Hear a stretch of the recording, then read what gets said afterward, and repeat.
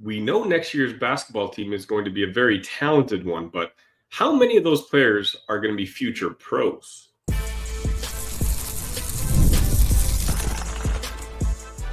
You are Locked On Illini, your daily podcast on the Illinois Fighting Illini. Part of the Locked On Podcast Network, your team every day.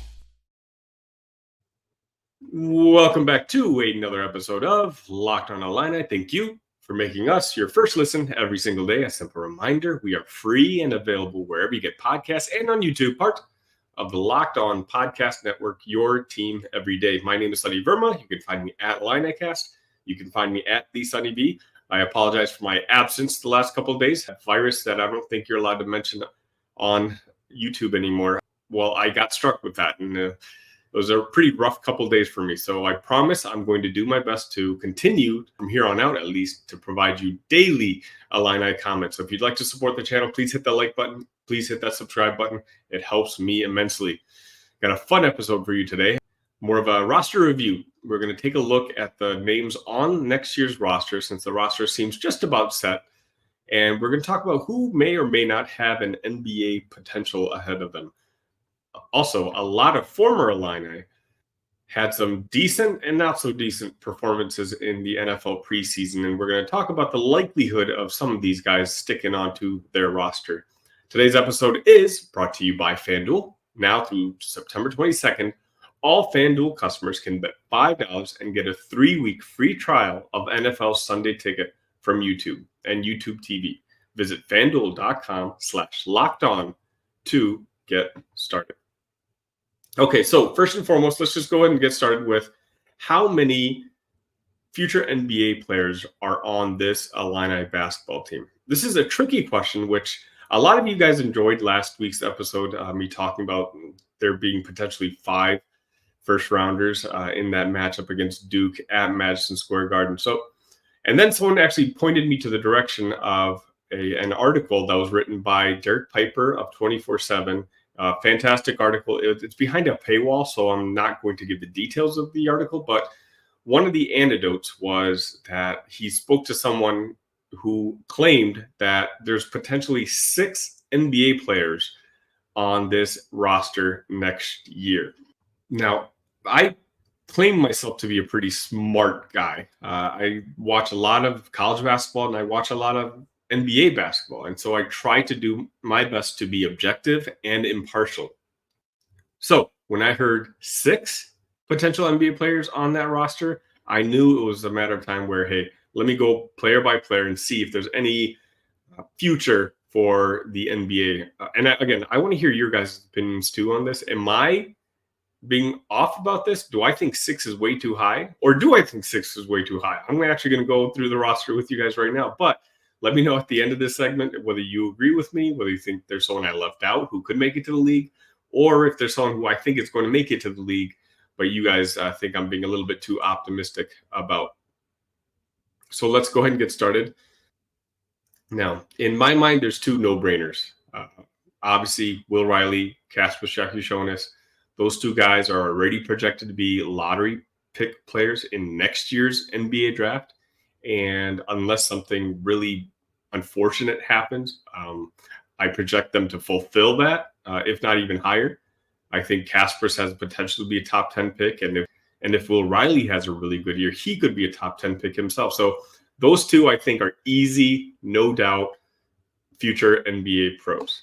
Now, just going through the men's basketball roster, other guys that kind of stick out to me, I think, would be Kerry Booth. Kerry Booth has that. He's obviously the son of a former NBA player. So he's got the bloodline. He's got the size. He's got the talent. He's a former 4-star out of high school. And the way his game is built, it's built towards what the modern NBA big kind of is. So is he ready next year? No, I don't think so. I think he's definitely one of those guys who will be very well suited to stick around 1, if not 2 years to really develop that game, especially from a guy like Orlando Antigua teaching him, one of the best big men developers in the entire country. I think that could be very beneficial for Kerry Booth. But for that reason, And for that reason, I do think Kerry Booth could be the third guy off the top of my head on this roster that I think can be an NBA player. So right off the bat, those are the three guys who I think are pretty solid NBA players at some point in the future. The rest may not exactly be no-brainers, but let's see if I can find three more that Derek might have been talking about. Tomislav Ivicic. I think when you think of NBA, you think of big men, and the NBA is always looking for big men who can shoot, and Tomislav is a big man who can shoot. 7'1" on the website, he's listed at 230 pounds, but I've actually gotten feedback that he's up to 250 now. Now, unfortunately, Tomislav's numbers out in Europe weren't all that impressive, especially for someone who's at that size. 230 pounds and averaging less than 4 rebounds a game. I don't know if that's going to be able to translate all that well to the NBA side. Tomislav is one of those guys who probably needs that coaching by Orlando Antigua as much as anybody.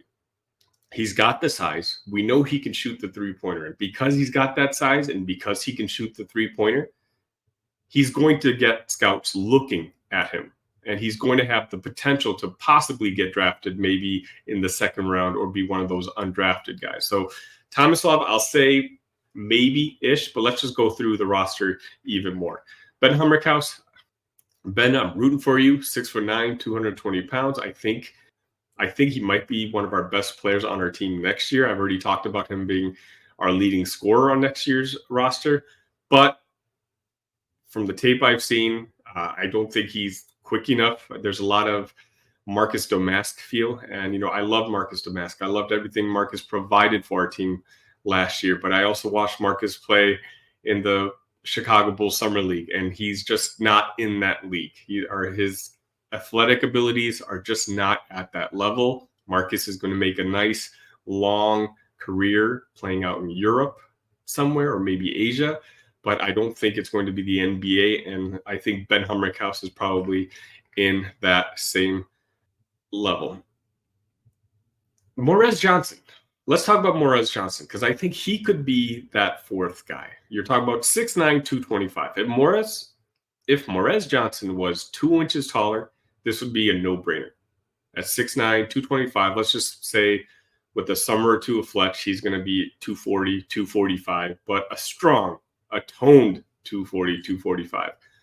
I think Morez would be a no-brainer. So I think, but he's not quite that high. And despite I know some of you disagree with me when I say that I think his offensive palette needs to be refined a little bit. And I certainly think if he wants to make a long career in the NBA, he's going to have to learn to have a go-to shot or find it, whether it's a jump shot or something on the offensive side to keep the defenses honest. Because in the NBA nowadays, if you're not going to be a star, you need to be able to hit that open shot when the defense collapses on the star and he passes you the ball. And right now, I just don't know if Morez Johnson can do that. But this kid works so incredibly hard. I cannot wait to see him in an Illini uniform. And so I'm going to actually mark him as a potential NBA guy. So I believe we're at 5 now. Okay, so just to kind of keep count here, we're at Kasparis and Will Riley as the no-doubters. Kerry Booth as the guy who I'm pretty confident will get an NBA look at one point. So those are the three, in my opinion, very solidly in the NBA group. Tomislav Ivicic, I think, might get a look. I'm not very confident that he's going to get drafted. I'd actually put Morez Johnson ahead of Tomislav. So Morez is probably the fourth guy. So we're at 5 now. And now that I'm going through this list, I'm starting to think that maybe I am being a little too generous here. Jake Davis, 6'6", 210. I mean, if the kid can shoot the way everyone's claiming he's shooting this offseason, there's always going to be a role in the NBA for like a wing that can shoot. But I don't know what Jake's defense is like. I'm not exactly super excited to see what it's like. So I don't think I'd put him in the class of to make it to the NBA. Jason Jackstis, no. He'll be redshirting this year, so it's hard to try to pin him as a future NBA player. Dre Gibbs Lawhorn. Unfortunately, there's just not that many 6'1", 185-pound swing guards in the NBA anymore. The league itself is kind of the median is growing, the mean height is growing, and at 6'1", 185, Dre's just not a natural point guard by any stretch. He's kind of a microwave shooter, and I just don't know, unless he develops more point guard tendencies, where he can set other people up. I'm not sure if I'd put that NBA ceiling on him. Kylan Boswell. Kylan's an interesting one. He somewhat got this high, 6'2", 200. He could be a point guard in the NBA, but I don't think he's shown enough the first 2 seasons in college basketball to be able to say confidently that he's going to be in the NBA. But coming home, coming to Champaign, running the program here, maybe that's what he needs, especially now that he can really just hunker down and focus on basketball and what's important. He's not young anymore. He doesn't need to be distracted by things that 17 and 18-year-old kids get distracted by. If his future is in the NBA, and if he wants to be an NBA player, he knows he's got to focus now. And so maybe there's a chance for him to make the NBA. Right now, I would lean towards no. I just think that there's better players out there, and the player pool is a lot bigger the smaller you are. And at 6'2", unfortunately, Kylan would be one of the smaller players in the NBA. Okay, let's move on to Ty Rodgers. Ty Rodgers, 6'6", 210 pounds. I want to say yes. I want to say yes so badly. But until I see what he's performing on offense improves, I can't. The guy right now, at his size, 6'6", 210. If you're 6'6", 210 in the NBA right now, you need to be a sharpshooter from three-point land. Yes, he's a very good defender, especially for guys around his size, wing size. He struggles with point guards, but I'm not going to hold that too much against him. But obviously, all offseason long, we've been seeing him hit shots in the social media posts. But until I actually see it on the court this upcoming season, Ty, right now, I don't think he's an NBA player. Now, the last guy who I want to say actually I think might be sleeping under the radar and could be an NBA guy is Trey White.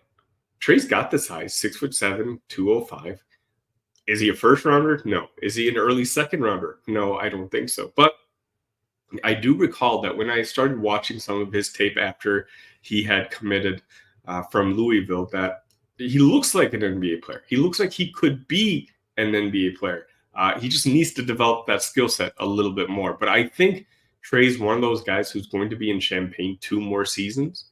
And so in 2 more seasons, he might be able to find that role that he can play at that next level.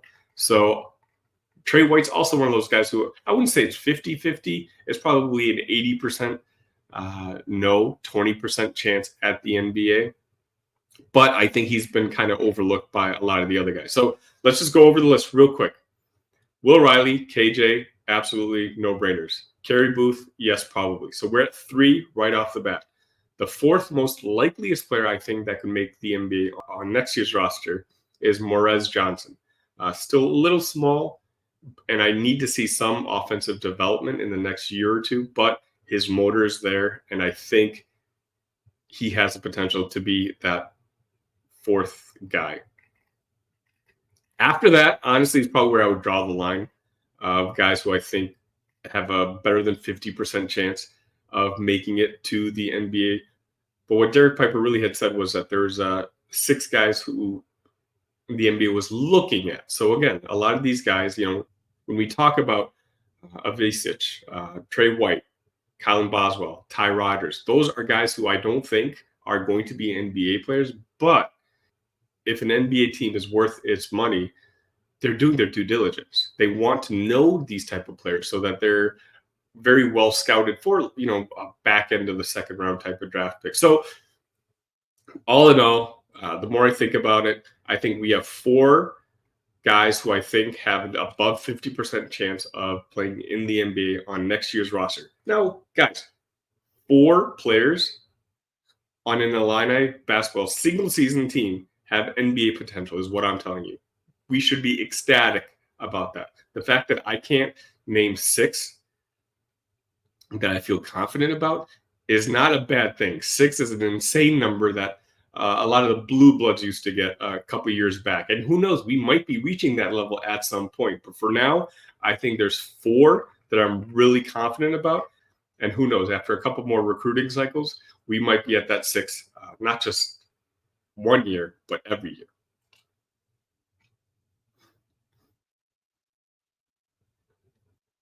You've heard us talk a lot about FanDuel, America's #1 sportsbook. Well, we have something a little different for you. Now, through September 22nd, all FanDuel customers can bet $5 and get a 3-week free trial of NFL Sunday Ticket from YouTube and YouTube TV. Then, with YouTube TV base plan, you'll be able to watch every regular season Sunday afternoon out-of-market game. All you need is a Google account and a current form of payment, and you can cancel anytime. Just visit FanDuel.com/lockedon to download America's #1 sportsbook, FanDuel.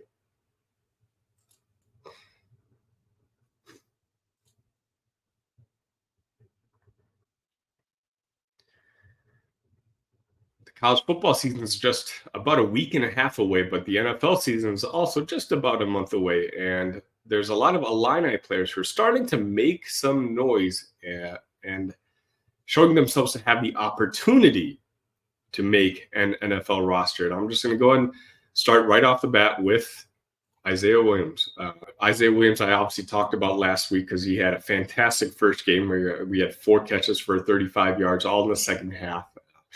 The coach of the Detroit Lions was speaking very highly of him. Well, Isaiah took that first game and he actually improved upon that in his second game against the Chiefs. And much respect for the boys at Armchair Illini for providing these stats for me.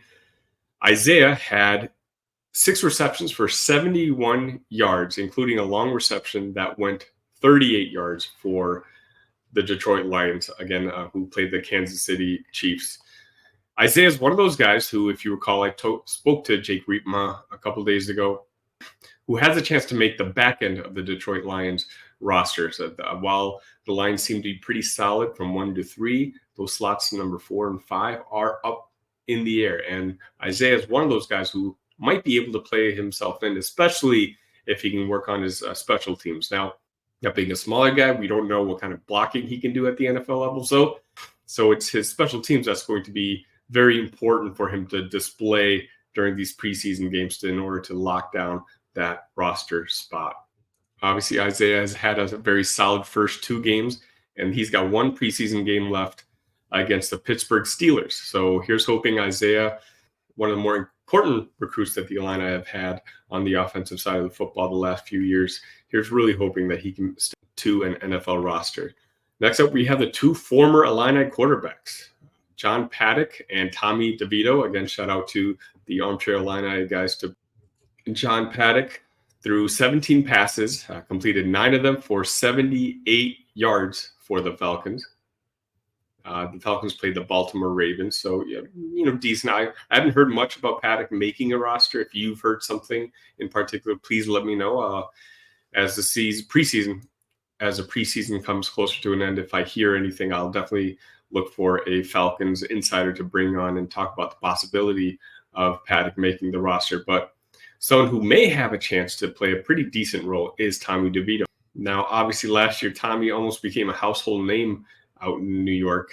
And quite honestly, Daniel Jones, the perceived starter in New York, is having a pretty bad preseason. A lot of fans out there are ready to move on from him. Now, is Tommy DeVito going to be your ultimate answer at quarterback? Probably not, but that doesn't mean that Tommy DeVito may not just have a major role on next year's New York Giants team.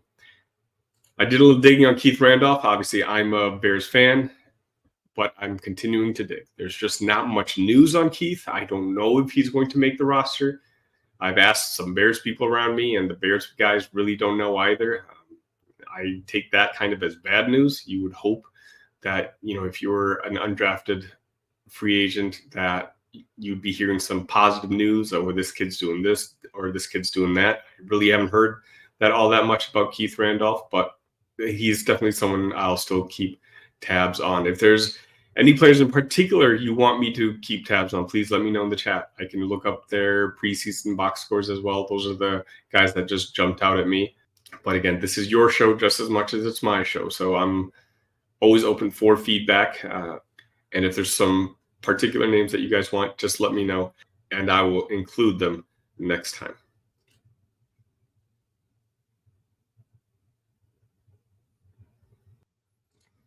Passion, drive, and patience. The formula for winning championships is also what keeps your ride or die alive. eBay Motors has everything you need to maintain your vehicle and level it up to peak performance. Superchargers, roof racks, exhaust kits, LED headlights, and more. Whether you're into speed, power, or style, eBay Motors has you covered. With over 122 million parts for your number one ride or die, you'll always find exactly what you're looking for. And with eBay Guaranteed Fit, your part is guaranteed to fit your ride every time or your money back. Because with eBay Motors, you're burning rubber, not cash.